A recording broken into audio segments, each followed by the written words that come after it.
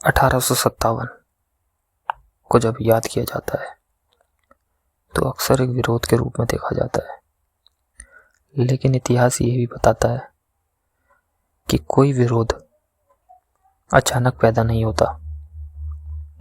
उससे पहले सालों तक एक खामोशी जमा होती है। बैरकपुर का फौज कैंप भी ऐसी ही खामोशी से भरा हुआ था। यहाँ बंगाल नेटिव इन्फेंट्री के सिपाही कंपनी के हुक्मों के अधीन तैनात रहते थे। सुबह से शाम तक डिसिप्लिन के नाम पर एक ही बात समझाई जाती थी कि हुक्म माना जाता है, सवाल नहीं किया जाता। कंपनी के लिए सिपाही एक व्यवस्था का हिस्सा थे। उनकी पहचान उनके नाम से नहीं, उनके नंबर से होती थी। पर इन सिपाहियों के लिए ये सिर्फ नौकरी नहीं थी, ये अपनी धरती पर अपनी इज्जत के साथ जीने का प्रश्न था। रोज परेड ग्राउंड पर अंग्रेज अफसरों के हुक्म गूंजते थे और हर हुक्म के साथ यह याद दिलाया जाता था कि ये फैसले कहीं और लिए जाते हैं। यह अपमान एक दिन का नहीं था, यह रोज का अनुभव था। ऐसे माहौल में गुस्सा तुरंत व्यक्त नहीं होता, वो धीरे धीरे मन के किसी कोने में जम जाता है। और जब गुस्सा बोल नहीं पाते तो वो खामोशी बन जाता है। बैरक्स के अंदर रात के समय जब सिपाही बैठे होंगे तो बातें धीमी रखी जाती होंगी, क्योंकि उस दौर में खामोशी ही सुरक्षा थी। बोलना खतरा था, सवाल उठाना और भी ज्यादा। इसी खामोशी के बीच उन हजारों सिपाहियों के साथ मंगल पांडे भी मौजूद थे। ना किसी नेता के रूप में, ना किसी घोषणा के साथ। वो भी उन सिपाहियों जैसे ही थे जो रोज अपनी इज्जत को चुपचाप दबता हुआ महसूस करते थे। यह मानना गलत होगा कि उस समय कोई स्पष्ट योजना बनी हुई थी। उस समय बस एक एहसास था, एक एहसास कि कुछ ठीक नहीं है, एक एहसास कि इस खामोशी का बोझ अब ज्यादा देर तक सहा नहीं जा सकता। जब किसी को बार बार ये महसूस कराया जाता है कि उसकी पहचान किसी और के हाथ में है, तो एक दिन चुप रहना भी असहनीय लगने लगता है। और इसी दौर में सिपाहियों के बीच एक छोटी सी बात फैलने लगी। एक कार्ट्रिज जो सिर्फ बंदूक का हिस्सा नहीं थी, वो उनके विश्वास, उनकी मर्यादा और उनके स्वाभिमान से जुड़ी हुई थी। ये बात सिर्फ धर्म की नहीं थी, ये बात इस प्रश्न की थी कि क्या सिपाही को अपनी आत्मा के खिलाफ हुक्म मानने के लिए मजबूर किया जा सकता है। और जब ये प्रश्न मन के अंदर उठ जाता है ना, तो फिर उसका उत्तर सिर्फ शब्दों में नहीं आता। कभी कभी उसका उत्तर इतिहास बन जाता है। इसलिए जो होने वाला था वो सिर्फ गुस्से का परिणाम नहीं था, वो सालों की दबाई हुई आवाज का प्रतिकार था।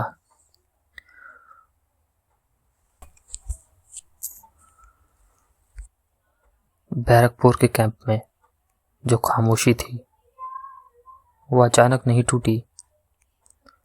उस खामोशी के बीच धीरे धीरे एक बात फैलने लगी। एक कार्ट्रिज कंपनी के लिए ये सिर्फ बंदूक का एक हिस्सा था, पर इंडियन सिपाहियों के लिए ये बात इतनी सीधी नहीं थी। ये कार्ट्रिज नए एनफील्ड राइफल के साथ दी जा रही थी। और इसे इस्तेमाल करने के लिए कार्ट्रिज को दांतों से काटना ज़रूरी था। यहीं से एक गहरा सवाल खड़ा हो गया। सिपाहियों के बीच ये बात फैलने लगी। किन कार्ट्रिज पर गाय और सुअर की चर्बी लगी हुई है? कंपनी के लिए सिर्फ एक अफवाह हो सकती थी, पर सिपाहियों के लिए ये उनके विश्वास से जुड़ी बात थी, और विश्वास हुक्मों से नहीं बदला जा सकता। यहाँ एक बात समझना ज़रूरी है, ये सिर्फ धर्म का मामला नहीं था। ये सवाल था कि क्या किसी सिपाही को अपनी आत्मा के खिलाफ जाने के लिए मजबूर किया जा सकता है? सिपाहियों को ये महसूस होने लगा कि उनकी सोच, उनके रिवाज और उनकी पहचान किसी और के हाथ में जा रही है। कंपनी ने समझा कि ये सिर्फ डिसिप्लिन का सवाल है, पर सिपाहियों के लिए ये मर्यादा का सवाल था। जब मर्यादा को बार बार नज़रअंदाज किया जाता है ना, तो एक दिन सब्र टूट जाता है। कैंप के अंदर ये बात धीरे धीरे फैलती रही, खुलेआम नहीं, फुसफुसाहट के रूप में, निगाहों के इशारे से और चुपचाप सवालों के रूप में। क्या हम ये कार्ट्रिज इस्तेमाल कर सकते हैं? अगर हम मना कर दें तो क्या होगा? और अगर हम चुप रहे तो क्या हम खुद से गद्दारी कर रहे हैं? ये सवाल किसी एक सिपाही का नहीं था, ये सवाल पूरी फौज के मन में उठ रहा था। कंपनी को जब इस बेचैनी का अंदाज हुआ तो उसने इसे दबाने की कोशिश की। सिपाहियों को समझाया गया कि कार्ट्रिज धर्म के खिलाफ नहीं है, पर समझाना और मानना दो अलग चीज़ होती है। क्योंकि जब भरोसा टूट जाता है ना, तो शब्दों का असर खत्म हो जाता है। सिपाहियों को यह भी महसूस होने लगा कि उनकी बात सुनी नहीं जा रही। उनके सवालों को ना समझा जा रहा था, ना इज्जत दी जा रही थी। और जब सवाल सुनने के बजाय सिर्फ हुक्म दिए जाते हैं, तो विरोध अपने आप जन्म लेता है। इसी माहौल में बैरकपुर के सिपाहियों के बीच मंगल पांडे भी मौजूद थे। यह मानना गलत होगा कि उस वक्त सिर्फ एक आदमी सोच रहा था। यह एक सामूहिक सोच थी, एक सामूहिक उलझन, एक सामूहिक चुभन। और जब सामूहिक चुभन हद से ज़्यादा गहरी हो जाए तो एक छोटा सा पल भी इतिहास का रुख बदल देता है। 29 मार्च 1857 से पहले बैरकपुर के कैंप में सब कुछ शांत दिख रहा था, पर उस शांति के नीचे कुछ बहुत गहरा उबल रहा था, और उस उबाल को सिर्फ एक पल चाहिए था। वो पल अब दूर नहीं था। उस पल की कहानी जहां खामोशी ने अपना बोझ उतार दिया। 29 मार्च 1857 का दिन बैरकपुर के कैंप में बाकी दिनों जैसा ही शुरू हुआ, पर इतिहास जानता है कुछ दिन सिर्फ दिखने में आम होते हैं। उस दिन भी परेड की तैयारी थी। सिपाही अपनी अपनी जगह पर थे, अंग्रेज अफसर अपनी जिम्मेदारी निभा रहे थे। सब कुछ नियम के मुताबिक दिख रहा था, लेकिन उस शांति के नीचे जो मनोबल जम चुका था, वह और दबने के लिए तैयार नहीं था। कार्ट्रिज का सवाल अब सिर्फ बात नहीं रहा था, वो एक इम्तिहान बन चुका था। इम्तिहान इस बात का कि क्या सिपाही अपनी आत्मा के खिलाफ जाने को तैयार हैं या नहीं। और जब किसी को अपनी आत्मा के सामने खड़ा कर दिया जाता है ना, तो फैसला अक्सर भावना से होता है। उस दिन भी कुछ ऐसा ही हुआ। बैरकपुर के कैंप में एक सिपाही ने खामोशी को तोड़ दिया। ये खामोशी तोड़ना किसी घोषणा का रूप नहीं था, ना कोई नारा था, ना कोई योजना। वो एक पल था जहाँ दबाव सबसे ज़्यादा हो गया। और जब दबाव हद से ज़्यादा बढ़ जाता है ना, तो वो पल इतिहास बन जाता है। बंदूक उठी। इस बंदूक का मतलब सिर्फ हिंसा नहीं था, ये एक प्रतीक था। इस बात का प्रतीक कि अब और चुप रहना संभव नहीं है। यह पल किसी एक व्यक्ति का नहीं था, यह उन सब का पल था जो सालों से अपमान और अनादर के बीच जी रहे थे। कंपनी के लिए ये अनुशासन तोड़ने का मामला था, पर सिपाहियों के लिए यह अपनी पहचान बचाने का पल था। यहाँ एक बात समझना जरूरी है, यह कोई पहले से तैयार की गई क्रांति नहीं थी, यह कोई योजित विरोध नहीं था। यह एक इंसानी प्रतिक्रिया थी।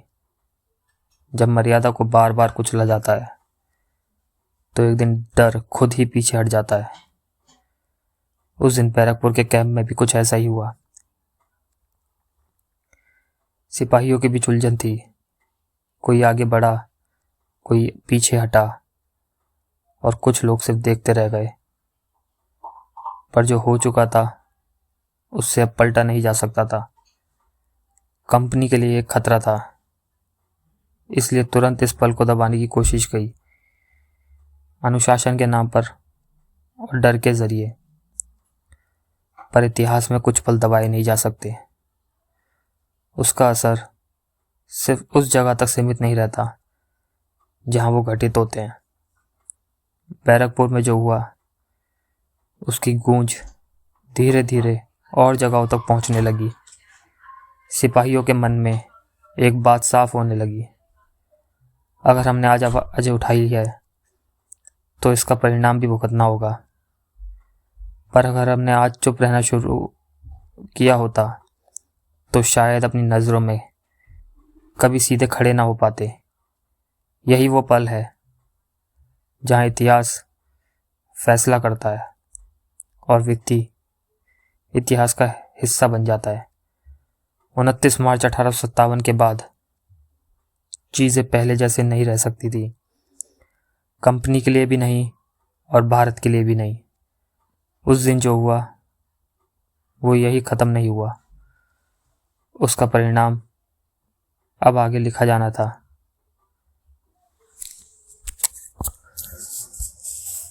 29 मार्च 1857 के बाद बैरकपुर कैंप का पहले जैसा नहीं रह सकता था।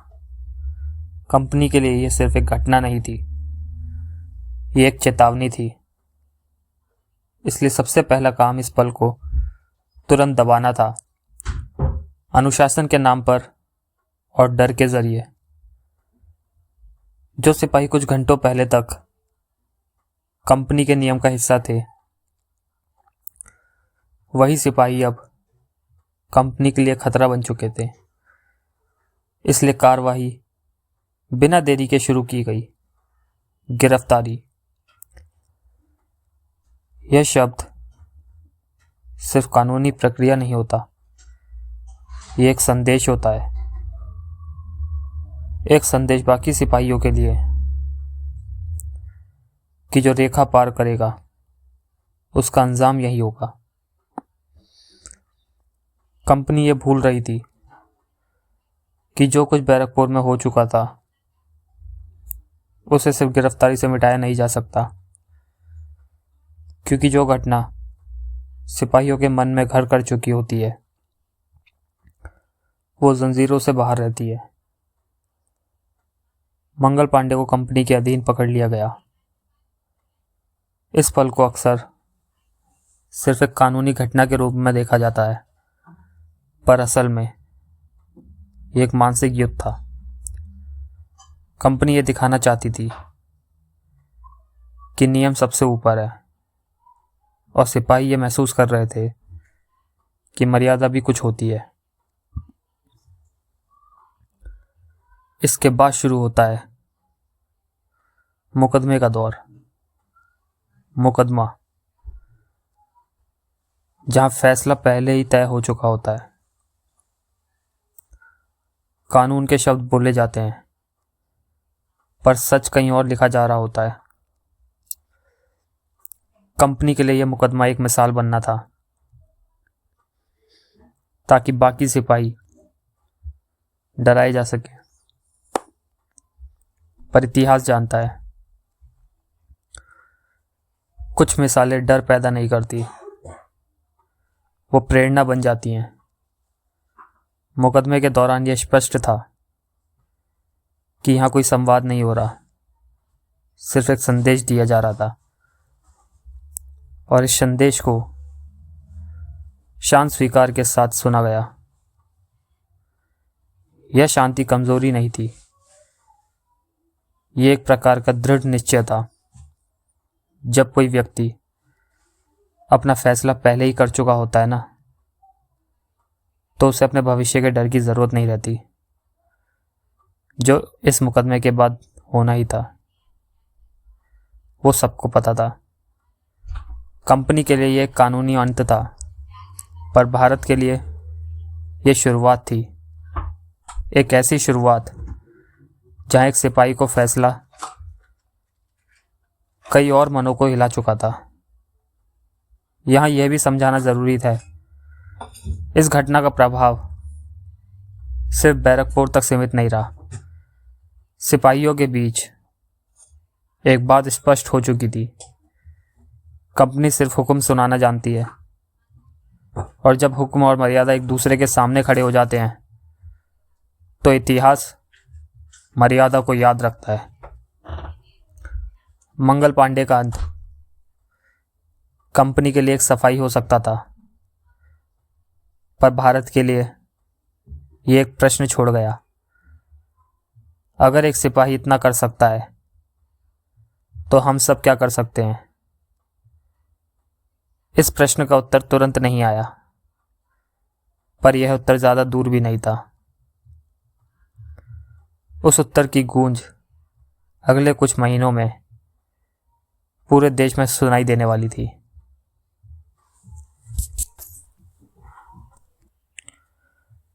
कभी कभी इतिहास में कुछ घटनाएं तुरंत बदलाव नहीं लाती, पर वो मनोबल को बदल देती हैं। 29 मार्च 1857 के बाद भी देश तुरंत आज़ाद नहीं हुआ। कंपनी का राज उसी तरह चलता रहा, पर सिपाहियों के मन में कुछ बदल चुका था।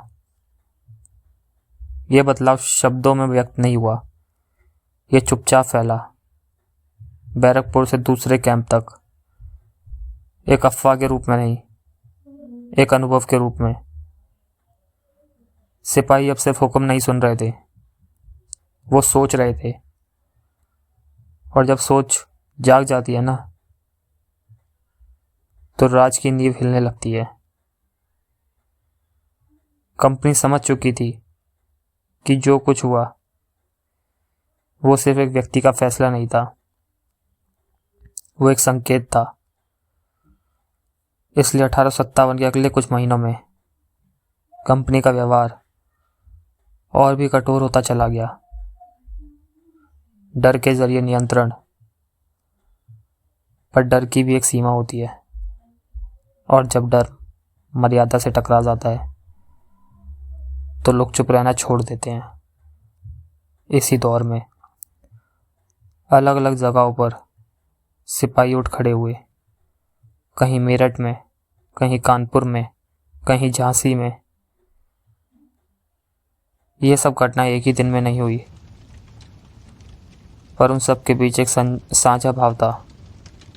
अब चुप रहना संभव नहीं था, या ये कहना गलत होगा कि पूरा विरोध एक ही व्यक्ति की वजह से हुआ। इतिहास किसी एक नाम से नहीं बनता, पर यह कहना भी गलत होगा कि कुछ घटनाएं सिर्फ इत्तेफाक होती हैं, कुछ फैसले दिशा दिखा देते हैं। मंगल पांडे का फैसला भी ऐसा ही एक फैसला था, वो फैसला जो गोली से ज़्यादा एक संदेश था। एक संदेश ये कि अगर एक सिपाही अपनी मर्यादा के लिए खड़ा हो सकता है, तो बाकी लोग भी सोच सकते हैं। इसलिए मंगल पांडे को सिर्फ एक शहीद के रूप में याद करना अधूरा सच होगा। वो एक प्रश्न थे, एक ऐसा प्रश्न जो कंपनी के नियम से पूछा गया और जिसका उत्तर पूरे देश ने धीरे धीरे दिया। आज जब हम उनका नाम लेते हैं तो हम सिर्फ एक घटना याद नहीं करते, हम याद करते हैं उस पल को जब डर और मर्यादा आमने सामने खड़े थे और मर्यादा को चुना गया। ये कहानी ना सिर्फ अतीत की है, ये कहानी हर उस समय की है जब कोई व्यक्ति अपनी आत्मा के साथ समझौता करने से मना करता है। मंगल पांडे का नाम इसलिए इतिहास में जिंदा है क्योंकि उनका फैसला सिर्फ उस दिन तक सीमित नहीं रहा, वो फैसला एक विचार बन गया और विचार बंदूक से ज़्यादा ताकतवर होते हैं। इसलिए 1857 का विरोध सिर्फ एक युद्ध नहीं था, वो एक जागरण था और उस जागरण की पहली आवाज़ बैरकपुर से उठी। आज जब हम आज़ादी की बात करते हैं तो हमें ये याद रखना चाहिए कि आज़ादी एक दिन में नहीं मिलती, वो उन फैसलों से मिलती है जो सही होने के बावजूद आसान नहीं होते। मंगल पांडे का फैसला भी ऐसा ही एक फैसला था, शांत, दृढ़ और इतिहास बदलने वाला।